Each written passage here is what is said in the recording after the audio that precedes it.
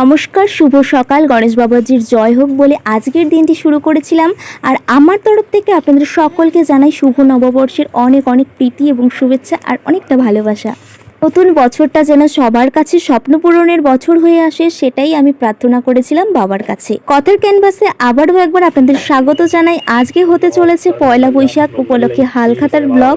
আমরা হালখাতার পুজো কিভাবে করলাম আর অন্যান্য বছর কিভাবে করা হয় সেটা জানার জন্য পুরো ব্লগটা দেখতে হবে। আশা করছি আপনাদের সকলের ভালো লাগবে। আপনাদের সকলের কাছে আমার একটাই অনুরোধ, আপনারা যারা যারা এখনও আমার চ্যানেলটিকে সাবস্ক্রাইব করেননি তারা প্লিজ তাড়াতাড়ি গিয়ে সাবস্ক্রাইব করে দিন। যারা যারা আমার গতকালকের চৈত্র সংক্রান্তির দিনের ভিডিওটা দেখেছে তারা অবগত থাকবেন আমরা পুজোর জন্য কতটা তৈরি হয়েছি কি না। অনেকে কিন্তু যুগের তালে ও সময়ের সঙ্গে সঙ্গে আমাদের ঐতিহ্য হালখাতা, তারপরে এই ধরুন বাংলা ক্যালেন্ডার এসব ভুলতে বসেছে, কিন্তু আমাদের এদিকে এখনো সেগুলো আগের মতোই প্রচলিত। আমাদের এবছরও কিন্তু অনেকগুলো বাংলা ক্যালেন্ডার ছাপানো হয়েছে, সেগুলো আপনাদের সঙ্গে পরে শেয়ার করব।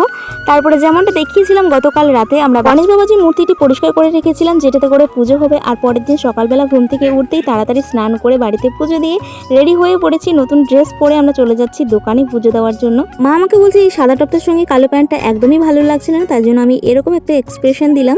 মাকে বলেছিলাম যে পরে তোমার পছন্দের ড্রেস পরবো, আপাতত আমি এটা পরেই যাই। পুরোহিত মশাই এসে বসে আছেন আর দোকানে গিয়ে এনাদের দর্শন করে নিলাম, আমাদের গৌর নিতাই। ওখানে গিয়ে সমস্ত কিছু ঝটপট করে রেডি করে দিয়েছিলাম, ফল কেটে দিয়েছিলাম। আর পাপা আমাকে ভীষণ সাহায্য করেছিল ফল কাটতে এবং ফলগুলো ঠাকুরের সামনে সুন্দর করে সাজিয়ে দিতে। ঘট এনে দিয়েছে, জল এনে দিয়েছে, আর আমি সবকিছু শুধু গুছিয়ে দিয়েছিলাম। গণেশ দাদা লাড্ডু চুরি হওয়ার ভয় ছিল, যার জন্য আমরা ভীষণ অ্যালার্ট ছিলাম, কিন্তু গণেশ দাদা লাড্ডু চুরি হওয়ার কোনো প্রশ্নই নেই। এই গরমের মধ্যে আমাদের লোভটা ছিল এই ফ্রিজের মধ্যে। বাবু পাপার সঙ্গে গল্প করছে আর আমার দিকে তাকাচ্ছে। আমরা দুটোই হচ্ছে এই দোকানের ইঁদুরের থেকে বেশি খতরনাক। কোথায় কি রয়েছে, সব থেকে ইউনিক জিনিস কোনটা, ওটা আমাদের লাগবে। বাবু বলছিল আজকে দোকানে ইঁদুর পড়েছে, আজকে গণেশ দাদার পুজো, গণেশ দাদার বাহন তো ইঁদুর, আর আমরা নাকি দোপায়া ইঁদুর। পাপা আর আমাকে দোপায়া ইঁদুর বলা হয়েছে, কারণ আমরা দোকানের সমস্ত কিছু জিনিস খতখত করে দেখে বেড়াই কোথায় কি রয়েছে না রয়েছে। কি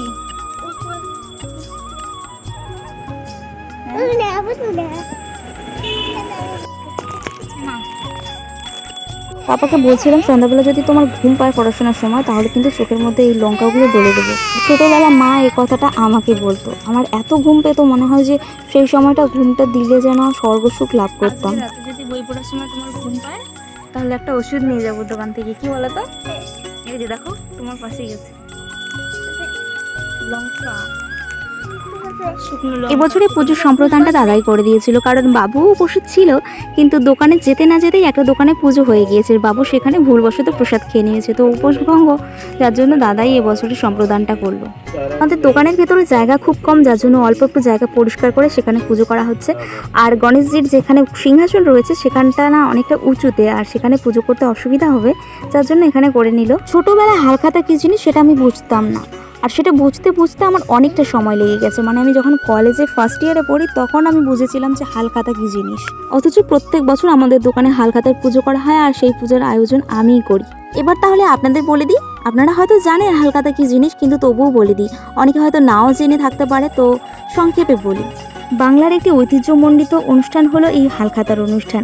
এটি বাংলা বছরের শুরুতে অর্থাৎ বৈশাখ মাসের 1 তারিখে এই পুজোটি করা হয়।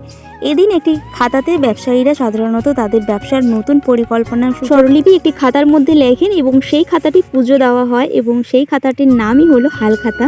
খাতাটিতে সাধারণত দেনা পাওনার হিসেব রাখা হয়, আর প্রত্যেক বছরের শুরুতে এই খাতাটি খুলে হিসেব করে একটি শুভেচ্ছা কার্ডের মাধ্যমে, হালখাতা কার্ড যেটাকে বলা হয়, শুভেচ্ছা বার্তা দিয়ে সেটিকে খদ্দেরের কাছে পৌঁছে দেওয়া হয়। এটাই হলো হালখাতার মেন জিনিস। এবার বলি এই হালখাতার অনুষ্ঠানটা কবে থেকে হয়ে আসছে। এটা সেই মোগল সম্রাট আকবরের আমল থেকে হয়ে আসছে। দোকানে পুজো কমপ্লিট, অল্প একটু প্রসাদ বিতরণ করে আমরা চলে এসেছি বাড়িতে, কারণ প্রচণ্ড রোদ ছিল, যে বাইরে বেরোনো যাচ্ছিল না, যার জন্য দোকানে যারা যারা এসছে তার জন্য প্রসাদ দেওয়া হবে পরে। আমরা যতক্ষণ দোকানে ছিলাম ততক্ষণ ক্যালেন্ডার এসে পৌঁছায়নি, একটু পরেই নাকি এসে গেছে, যার জন্য আমার খুব কষ্ট হচ্ছে। কি দিয়ে খেয়েছো? কি দিয়ে খেলে বলো? কিসের বড়া? মটন। সন্ধ্যেবেলা পাপার সঙ্গে একটু কবিতা নিয়ে আড্ডা হবে, যার জন্য এখন তাড়াতাড়ি খাওয়া দাওয়া করে ওকে ঘুম পাঠিয়ে দেবো। এর পরবর্তীতে আপনারা কি ভিডিও দেখতে চান অবশ্যই কমেন্ট বক্সে কমেন্ট করে জানাবেন। আর যদি কোনো ইনফরমেটিভ ভিডিও লাগে তাহলে অবশ্যই আমাকে বলবেন, আমার ইনফরমেটিভ ভিডিও বানাতে ভীষণ ভালো লাগে। তো এটাই ছিল আজকের ভিডিও, কেমন লাগলো অবশ্যই কমেন্ট বক্সে কমেন্ট করে জানাবেন। আর একটুও যদি ভালো লেগে থাকে তো লাইক কমেন্ট এবং শেয়ার করতে ভুলবেন না। আর আমার চ্যানেলটি এখনও না সাবস্ক্রাইব করে থাকলে তাড়াতাড়ি সাবস্ক্রাইব করে দিন।